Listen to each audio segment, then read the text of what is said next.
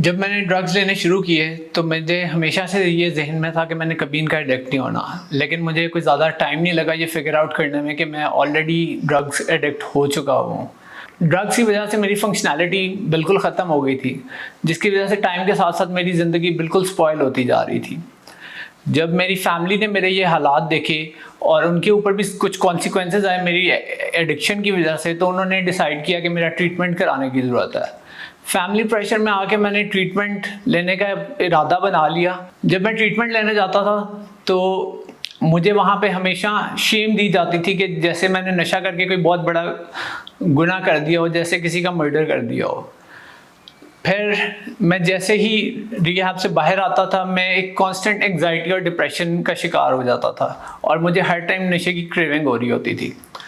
Time गुजरता गया, मैंने मल्टीपल सेंटर्स ट्राई किए कि शायद यहाँ से मेरा मसला हल हो जाए, लेकिन कुछ भी मेरे लिए वर्कआउट नहीं कर पा रहा था। टाइम गुजरता रहा और मुझे जब ये एहसास होने लग गया कि अब अगर मैंने नशा ना छोड़ा तो मेरी ज़िंदगी बिल्कुल ख़त्म हो जाएगी, तो मैंने खुद से निकल के इस मसले के हल ढूंढने की कोशिश की। और मुझे फिर कुछ लोग इस तरह के मिले जिन्होंने मुझे रेकमेंड किया कि एक रिहैब है ऐसा लाहौर में जहाँ पे मेरे मसाइल का हल मुझे मिल जाएगा। मैंने फिर अपनी फैमिली से इंसिस्ट किया कि मेरा रोशन रास्ता से ट्रीटमेंट कराएं।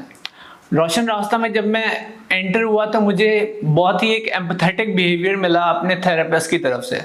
मैं अपने डार्क से डार्क सीक्रेट्स उनके साथ शेयर करता था तो वो भी आगे से रिलेट करते थे, क्योंकि वो खुद एक एडिक्ट रह चुके थे। मुझे कभी यहाँ पे शेम नहीं दी गई इस बात के ऊपर कि मैं ड्रग्स कर रहा था ज़िंदगी में।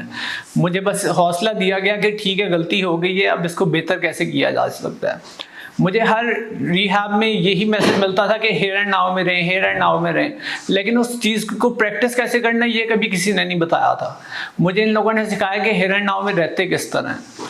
आज मैं अपनी ज़िंदगी में बहुत सुकून महसूस करता हूँ। मैं उठता हूँ तो मुझे नशा करने की सोच नहीं आ रही होती।